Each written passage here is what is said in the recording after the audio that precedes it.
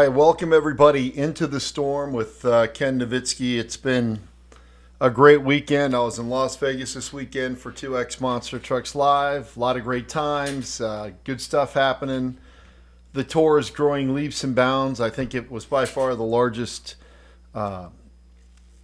crowd that we've ever had, and it's just getting bigger. You know, the addition with Dennis Anderson and Extreme King Sling and all that other good stuff. So it's a fun gig on the weekends. But here's the thing.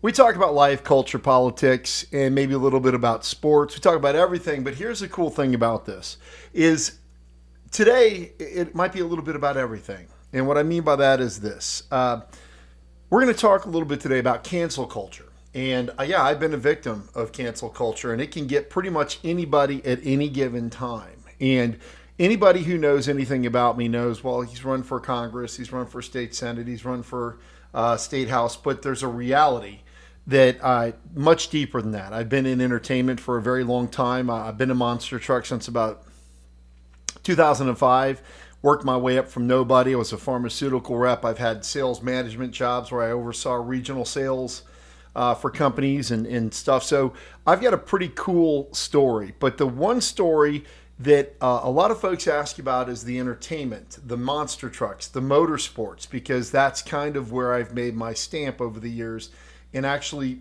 been to the pinnacle. I've been to the top of the game. And, you know, a lot of folks might not know that about me, but that's the reality. And I had it all taken away from me by, you know, part of it was my fault. It was my doing. I had an opinion on something and I aired it.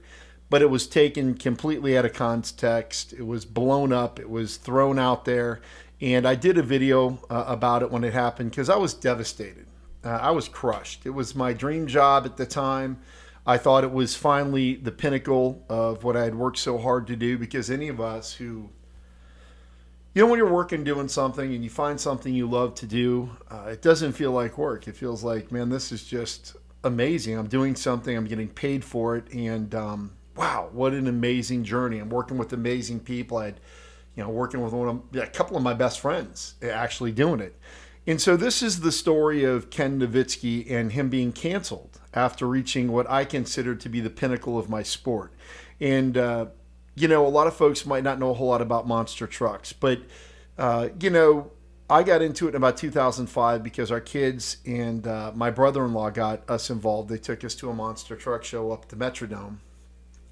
And at the time, I was a pharmaceutical rep, making great money, great career path, and pretty good company. I was pretty stoked about it, to be honest with you. I thought it was a really cool thing. But I actually am a motorhead. I've got a 69 GTO. I was brought up around muscle cars, and I love motor power. I love horsepower. I love just muscle cars. I love it. It's part of who I am in the culture I was brought up in. So naturally going to the Metrodome and at that point watching Advanced Auto Parts Monster Jam with Scott Douglas and Mark Schrader, it was a no-brainer that I would fall in love with it, and I did. And I made it my point to try to become a little bit more involved with it. I created my own company called Monster Mojo Live Events, and I started doing shows on my own. I did a couple of them here at the county fairgrounds, and we did fine. And the trucks that I brought in basically approached me and said, you know, you're fairly good at this. The promoting, but you're really good at being on the microphone and basically being who you are. You're as good as anybody that's out there. You should put your name out there, and maybe you won't have to put all of this money up front and possibly lose everything, ironically enough, to do this. Do it for somebody else. So I said, that's kind of cool. I think I'll probably do that. So I did, and a little company called Southern Monster Truck Showdown, Gale and Orville Hill picked me up, and they had me for a season, and they basically taught me the ins and outs of the sport and some of the things I could do and couldn't do. And it was just an awesome symbiotic relationship, and I'm very thankful for them. They're such good folks, and to this day I still consider them part of my family. And it went from there to doing work with, you know, Monster Truck Throwdown, Monster X, to one day literally being in the parking lot at a hospital, getting ready to go in and talk to a cardiologist about Bystolic, a blood pressure medication, which, by the way, if you have high blood pressure, it's a great medication. Vasodilates, doesn't give you any of those side effects that you might get with other blood pressure medications. And I get a phone call, and it's from Monster Jam. They said, you popped up on our radar. Your name's been brought up a couple times. Do you have any interest in being a part of the summit that's coming up at the Metrodome? And I thought, well, it's right up the road here. And one thing led to another. I ended up being at the summit, get the gig, and become the 2012 Rookie of the Year. I got another award that I loved. 2013, I was the Rising Star. Had a couple of very small spots and some TV spots and stuff, and it was awesome. I got to work under the legend Scott Douglas and Mark Schrader, his color commentary guy, and it was a rocket ship. It really was. It was literally a rocket ship, and took off and had nothing but success. I worked all the Monster Jam World Finals in Las Vegas from 2012 to 2018. And then in 2019, because of a toy dispute and some other things, Mattel Hot Wheels decided they were going to create a competing tour. And I got the phone call, and they were like, we want you to be our lead host. I had felt that I had kind of been as high as I could with Monster Jam, being a big stadium host for a few years and being there. And I was looking at the very real possibility of being brought down into arenas again. And I didn't want to do that. I liked working one or two shows in big stadiums.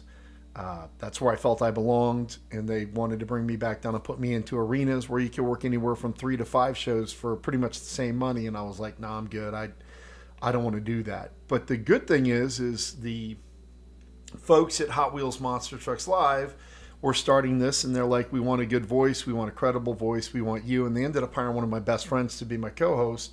So it was Freddie and Kenny, and we were the two hosts of Hot Wheels Monster Trucks Live. And our producer, Ehab, was just amazing. He became very quickly one of us, and we just kind of took off and went down this amazing path. And for a couple years, it was absolutely amazing. We were selling out Memphis.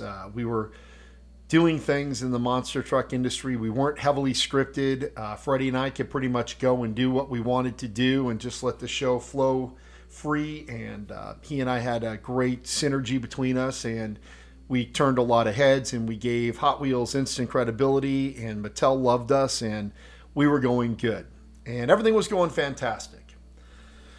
And then about, I would say around 2019, towards, I would say about midway to the end, politics got brought up and social media.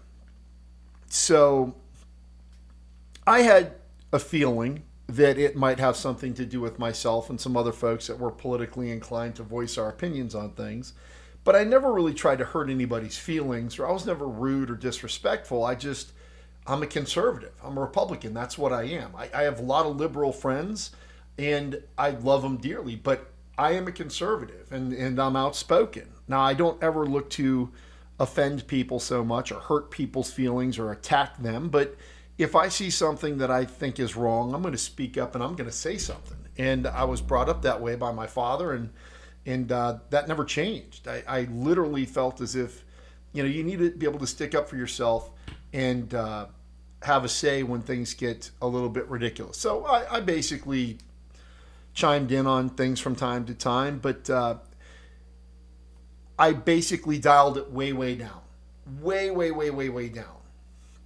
Because I didn't want to lose this gig. This was an amazing gig. I mean, Hot Wheels Monster Trucks Live put Freddie and I out front. They gave us a lot of the things that we felt all announcers should have. They gave us a great salary. They took good care of us. We had a 401k. We had life and health insurance. We had dental, eye, and we had a great living. And that's what we always wanted to do, because the secret is, and a lot of people might not know this, when you're a host at Monster Jam or Hot Wheels, you don't make $100,000 a year. You don't. It's a part-time gig. You make a little bit of money on the weekends. You still have to find a job during the week that will allow you to travel on Fridays. You can't just go crazy and start doing this because you lose a lot. Well, at Hot Wheels, it was a little bit different. We had contracts. We had a very good base pay. We had bonus structures. Man, it was a great thing. And at 48 years old to leave one career where I was making a lot of money and go to this career where I was making decent money. I thought it was a good trade. And I got to be honest, it was really cool. Signing autographs for kids, being on a TV show, and being a part of a family like that. It was really, truly something different. And I knew that. But the canceling started coming in after that first meeting we had about social media. I had been out to the Hot Wheels headquarters in El Segundo, California, and we'd met with them and the executives of Mattel quite a bit prior to kicking off the first season in 2019. And that was just part of the thing. And Hot Wheels treated Freddie and I like celebrities. And Freddie and I always kind of giggled about it because we were nobodies, but we were treated like that there. And they really did a great job of trying to make us feel as if we were truly something special.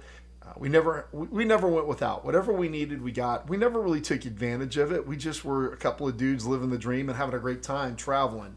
And to this day, Freddie's still one of my very, very best friends, and I love him with all of my heart. And Ehab he's also one of my guys, so we're all still three in contact. But things got weird because about the third time we flew out there, we had already had this meeting about social media and trying to make sure that, we took the Michael Jordan approach and everybody buys everything. And I had dialed it way back. And Freddie was never really outspoken about his politics, but I know where he stands, and same with Ehab. But we all kind of just dialed it back. And so I was at a meeting. I was about the third time I'd been to the Hot Wheels headquarters, and I had excused myself from the meeting, and I walked down the hallway, took a right-hand turn, and the bathroom was right there. And it was like a scene out of a movie. There was a dude on a ladder, and he was changing the sign on the men's room to restroom. And I thought, well, that's weird. I mean, I kind of stopped and looked at him, and he looked at me, and I'm like, can I go? And he goes, yeah, you can go. You can go, man. So I walk in there, and all the urinals were gone. They were gone. And I thought, So there was one stall out of the, 7, 8, 10 of them, I don't know how many there were, that had a door closed. So I went into the other one, and I was just, relieving myself. And there was another person in the stall also relieving themselves. And it hit me that this could very well be a young lady in the stall next to me. I don't know why it hit me like that, but I'm thinking this restroom, man, is this a woke company? So I kind of thought, well, I'm going to get the hell out of here. So I closed the door, did my, left, walked over to started washing my hands. And sure enough, the door opened in the restroom, and it was a young lady. And I remember thinking, Freddie and I are pretty much known by everybody in this building because we're the hosts of their big show. And this has got to be mortifying for this young girl, because I could only imagine a dude invading my space if I were a woman in that situation. So I just blew it off like, hey, how you doing? It's good to see you. I'm Ken. And she just had this look on her face like, oh my God. And I totally tried to downplay it. It was like,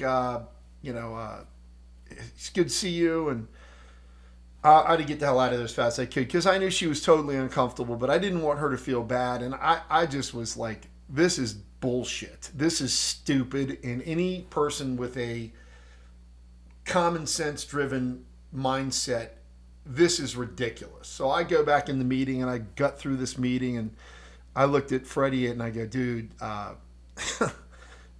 if you go to the bathroom, you're going to be in for a surprise. So anyway, one thing led to another, but that's when I realized woke culture, how ridiculous it is and how uncomfortable it is, because I could almost guarantee you that young woman had no say in any of this. And I could tell by the look on her face that she had zero desire to ever be in a intimate setting like that, doing what we do in there, with the possibility of a dude sitting right next to her. Okay. And I just remembered thinking, man, this is weird. But, whatever. So we continue going. It kind of gets put in the rear view mirror. And all of a sudden, we're in Corpus Christi, Texas. And we get this, you have got to be at this meeting. Everybody's got to be at this meeting. And it's on now. No more bullshit. We're really going to tighten down on this. And I'm thinking, dude, okay. All right, whatever. So we get into this meeting, and our leader, there's three owners at Hot Wheels Monster Trucks Live. There's one that's very, very liberal. There's one that's conservative. And there's one that, because of his demeanor, great man, love him to death. I respect him. You just don't know where he stands on a lot of things. He might be conservative, he might be liberal, maybe he doesn't give a shit, and that's fine with me. I didn't care because I loved him for who he is, and to this day I think the world of him. But it is what it is, business is business. So he basically is like, I don't want any more political shit on any social media at all. This is the end of it. If you're out there posting stuff on social media on your pages, it's going to be done. You're going to be out of here. And I'm thinking, well, somebody must have put some pretty crazy shit on their page because this is blowing up. So we get done with the meeting and we go back into Freddie and I always would have a room that was our own, like our own little room, because we had a big crate that had all of our stuff in it that we traveled with and everything. And so we got ready and we were going to go into this room. I get pulled aside by one of the TV folks and by the gentleman who is more conservative on the ownership group. And they go, hey, Kenny, you got a second? We got to pull you in here. And I'm like, yeah, what's going on? So they pull me into another locker room where there's nobody at. And they go, dude, listen, you're a huge part of the show. And we love you. Please, please, please don't be political on your posts, please. And at that moment, I got the feeling like this is about me. This is all not in a good way. They're focusing in on me. The powers that be are like, this Nowitzki guy, even though I wasn't posting anything political at the time for a month, they're really not happy. They're woke. They're far left. They don't like me being a conservative, and people knowing it is what I'm thinking. And I said, okay. And they go, no, really. And you could see that there was this passion because both of them are very good men. And they were talking to somebody that they respected. And I respected them a great deal. So I said, guys, let me ask you a question.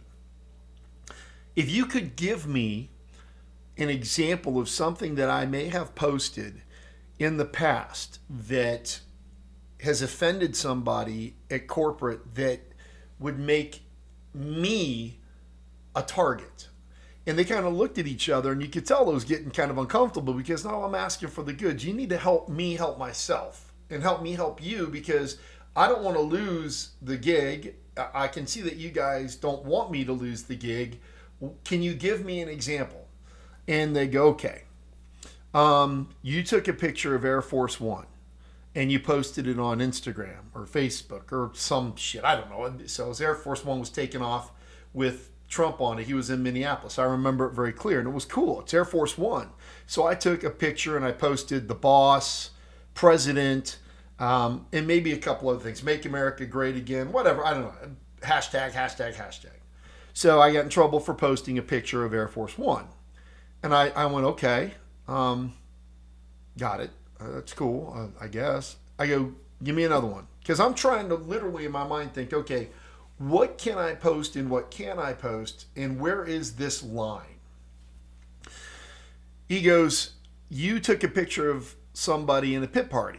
I said, yeah. Yep. And they go, he was wearing a red hat. And I said, yep. And the hat said 45 on it. So it was a red hat with a white 45. It wasn't even a MAGA hat. It was a red hat with a white 45. And I said, yeah. And he goes, and you posted that on your social media. And I said, yeah, I don't know if I posted that. I think I might have been copied in on it and tagged by the gentleman that was doing it, but I wasn't sure. And I got to be honest, I never looked back to see. Maybe I did post it too. I said, so that's bad. And he goes, yeah. And so now I'm like, okay. I'm starting to get a feel for where this is going. I go, all right. Give me one more. We'll end this bullshit. I think I know where we're at.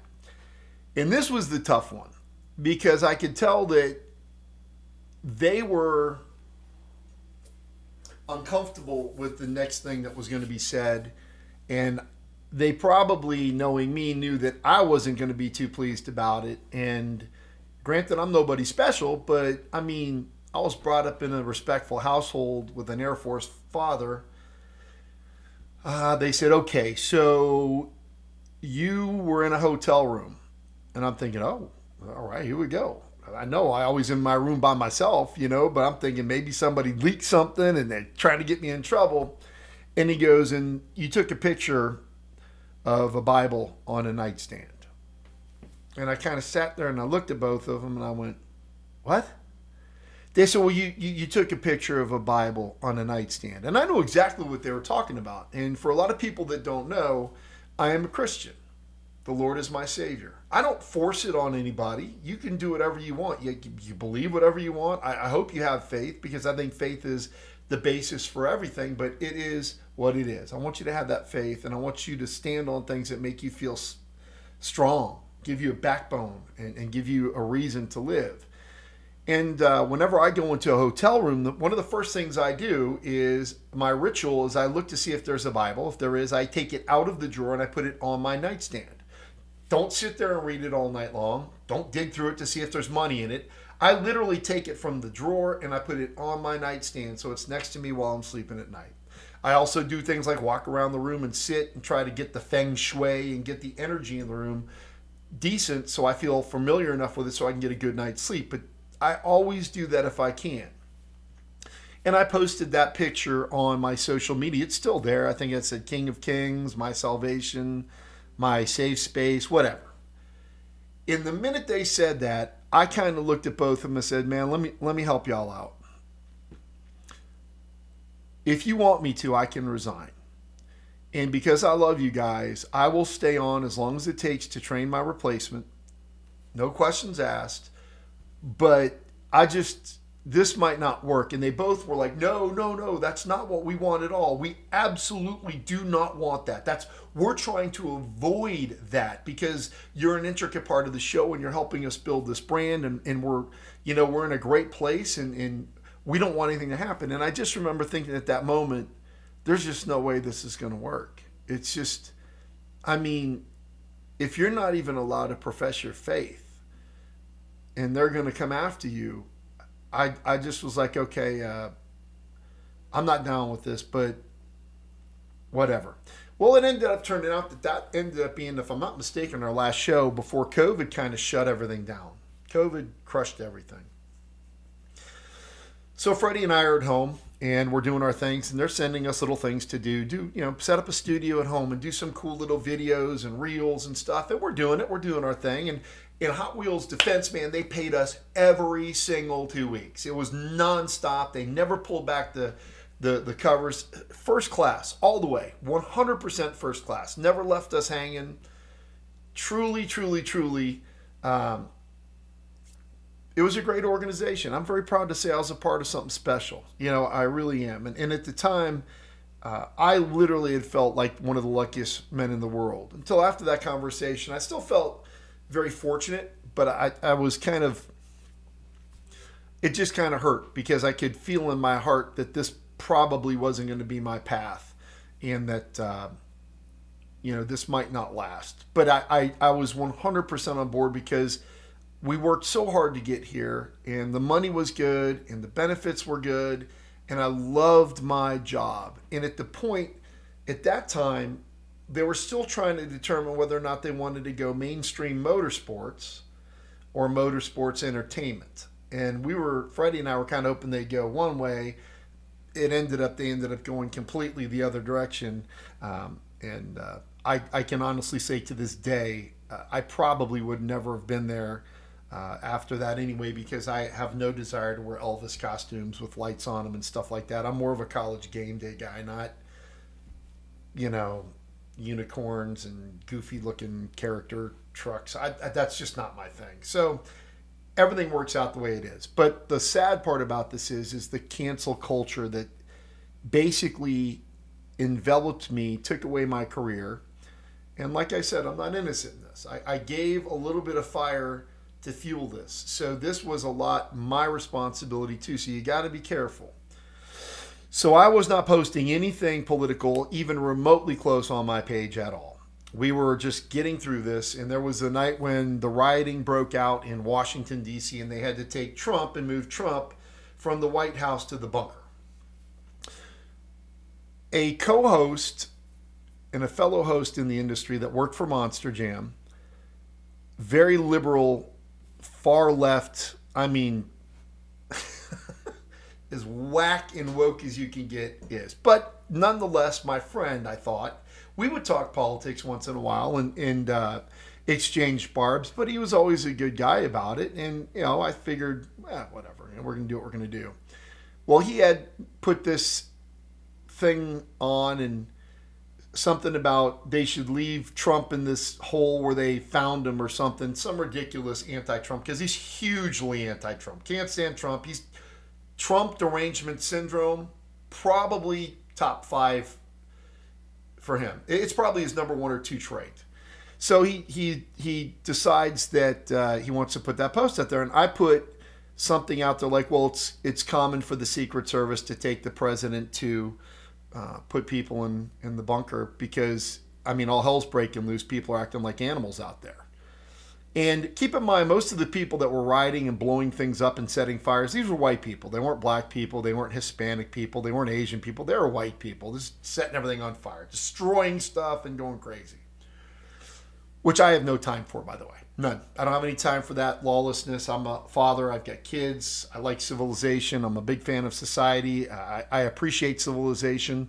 And I feel the people that rip and tear apart it are the least prepared for when it falls because they won't be ready to protect themselves at all. But with that being said, I made that comment. And then he had made the comment back, that's the most racist thing I've ever heard. And I can't believe you would say that. And I basically responded with, listen, the truth is a bitch. These people acting like animals. Nothing about color, because anybody who knows anything about me knows where I come from, how I was raised. No, that had nothing to do with what I was talking about. Those people that were destroying the nation's capital, I got to be honest, they were worse. They were acting worse than animals. It gave animals a bad name. And once again, it had nothing to do with race, but he took it out of context, and I was done talking to him about it. I never even thought much about it. It was in passing. And I was out working in the car, and all of a sudden my phone started blowing up from friends saying, have you seen what happened? Do you see what's happening with you on social media? And I said, no, what the hell's happening with me on social media? Well, it turns out that in all of his anger, he took it upon himself to put me on blast and give me a scarlet letter because I was such a racist. And it really didn't get a lot of traction, but I knew that it posed a very serious problem with my ability to provide for my family and continue my job because he made such a big deal about a comment and lost his mind and decided to put a fellow announcer and what I thought was a friend on blast. I realized that there was a possibility that this could be misconstrued and it could become a problem. So I called a couple of friends and said, listen, if you get a chance, will you tell John to take this shit down? This is ridiculous. This is utterly ridiculous. I would never do this to anybody. But then again, some people are just different. They're brought up different. They don't have honor. They lack dignity. They lack class. They lack candor. They just do what they do. They're emotional. And they had the chance to get it taken down. But unfortunately, there were a couple other guys. And this is where you never, ever know what's going to happen. 2 other guys jumped on board. And both of these people in the industry were fairly low on the totem pole. They were virtual, I don't ever like to say nobodies because I think everybody's somebody. But when you look at the industry and the hierarchy at these shows, they were folks that were like, I don't even think they were being paid to be there. They were just like there helping as volunteers. But the thing is I never treated them disrespectfully. I always treated these 2 like anybody else. I would go up and say hi to them, high five them, talk to them, see how they're doing. I treated them with nothing but respect. Well, they decided to jump on the doofus bandwagon and take what he put, screenshot it, and then put, let's make this racist famous, and put me on blast. And they copied in Hot Wheels and they copied in Mattel. And in very short order, I realized that my time was probably done. And a portion of it was 100% my doing, because I gave them the bullet to shoot me with, which, I mean, you gotta be careful, man. Just be careful. So I came in and I looked at my wife and I apologized. And she had no idea any of this was going on. And she could see that I was visibly crushed. And she's like, well, what's going on? And I told her, and I said, I'm so sorry that I did this to our family. I apologize. And this is 100% my fault. And she was like a supportive wife. And she said, no, it's not your fault, honey. It's the scumbag who decided to do this to you. Because I know you and you treat everybody with respect. This isn't on you. And she goes, what do you think will happen? And I said, well, this was, I think, on a Saturday. I said, well, I figure the bosses will be in the office around 7 in the morning. If we get through 9:30, 10 o'clock on Monday, we'll probably be okay. 7:05, 7:15 in the morning, my phone rang, and it was one of the bosses. And he just basically said, hey, Kenny, I got to let you go. And I apologized for letting him down. I apologized for giving people who are the lowest common denominator in my book the ammunition to take me down.